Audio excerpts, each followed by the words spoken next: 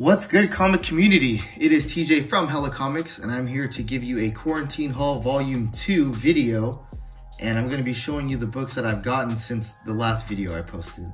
Before the video starts, don't forget to subscribe to the channel. We do have a upcoming giveaway once we hit 500 subscribers, and I think we're only 20 away, so don't forget to do that. Let's start this video with some good old Daredevil.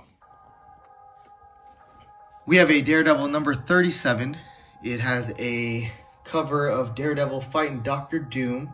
I'm not too sure if this is a key or not, but when I seen it for sale, I was in love with the cover. You got Daredevil fighting Dr. Doom, especially with the Fantastic Four coming back to the MCU. We might see this on the small screen, big screen in the movies, and green's my favorite color, so the way it pops against that black background, thought it was very nice. Up next, we have a Fantastic Four number 129. This is actually a spec book because it is the first appearance of Thundra, and she is actually rumored to be on the upcoming She-Hulk Disney Plus series. Also, an inexpensive copy, I'd say mid-grade. So who doesn't love a cheap spec book? This book, if you're on Instagram, you've seen it a bunch. It is the Spectacular Spider-Man number 176. It is the first appearance of Corona, who is a villain that spreads a deadly virus in New York City. Obviously, you know why this book has been trending the past couple weeks. I decided to pick it up. Definitely a conversation starter if people are over the house. One thing that I didn't know was that this book was released the same month and year that I was born, May 1991. So definitely added a little bit more sentimental value, but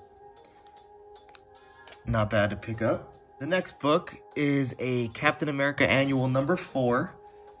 Also, I'm not too sure if this is a key. I do love the cover, Bronze Age, so the colors are super vibrant. But the main reason why I bought this book is because Magneto is on the cover.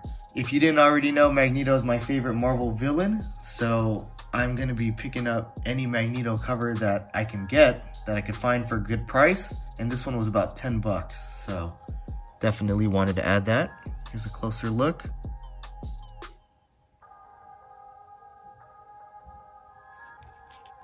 And speaking of Magneto, we got some Silver Age goodness. Journey into Mystery, number 109. Classic Thor and Magneto cover.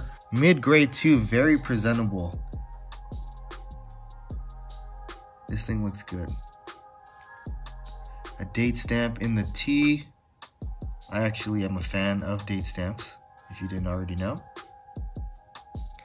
Definitely a classic Magneto cover, and you actually see Quicksilver and Scarlet Witch in the back as well. Definitely a good book to own. The next book, if you didn't already know, I'm a huge Star Wars fan. I have a Darth Vader tattoo on my forearm, and I've actually yet to own any of the Star Wars books from the first run, Volume 1, from the 70s. And I decided to pick up Star Wars number 1 and number 2. So if you didn't oh, it's kind of tilting, sorry. But if you didn't already know, I'm gonna try to collect the full run, which consists of 107 issues. So 2 down and 105 more to go. If you follow this channel for a while, you know for some reason it's mostly Marvel books. I don't know why, but it seems that most of the books I get are Marvel. So I decided to mix it up a little bit, and I got a Shazam number 1, mid-grade. It's the first Silver Age appearance of Shazam, and I think it was like 20 bucks, so you know, why not add a Shazam number 1 to the collection? And very presentable too. Doesn't look bad at all, especially for 20 bucks.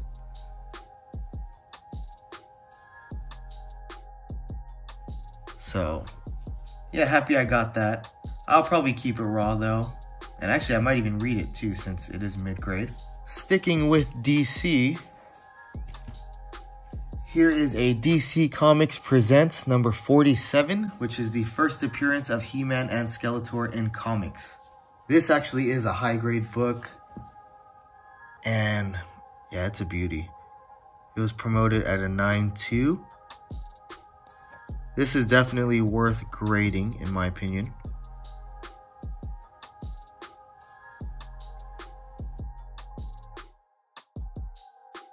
I'm not the biggest He-Man fan, but I seen it for a great deal. Figured I'd slab it and just keep it for the PC, especially since, you know, I need to add more DC books to the collection. Next up, we have a slab. We have a What If #1. What if Spider-Man joined the Fantastic Four? This is a classic cover. You know, you have Spider-Man with the 5 on his chest. I think that's actually a downloadable costume on that Spider-Man game on PS4. I'm not too sure. Someone might have to correct me on that. But either way, it's a #1, CGC'd at a 9.4, white pages. Not an expensive book to get, especially with the What If series coming to Disney Plus. Now's a good time to get your What If books. This is a book I'd recommend. I might upgrade that for a 9.6 because I think the price difference ain't even that much of a difference. So I'll probably get that. Next up, DC Comics #26, which is the first appearance of the new Teen Titans. So it's the first appearance of Raven, Cyborg, Starfire. Classic Jim Starlin cover, CGC'd at a 9.0 white pages. And I actually got this book from my daughter because she is a Teen Titans fan. Unfortunately, they're not on the cover, but she's seen the CGC label. This book is gorgeous. The only flaw that I've seen, so at first I thought that was a chip on the bottom right corner, but when you turn it around, I guess whoever graded the book at CGC when they put the book in the case, fucking folded the corner. So that kind of sucks, but at the end of the day, it's still a 9.0. Looks really good, and we are happy to add it to the PC. Once again, thank you guys for watching. Don't forget to subscribe. Like I said, we're only 20 subscribers away from the giveaway, and at the end of the day, who doesn't like free books, right? Also, comment down below what you've bought during your quarantine. You know, I'd love to see what you guys have all added to your collection. Thank you guys for watching. Stay safe, and we'll see you next time.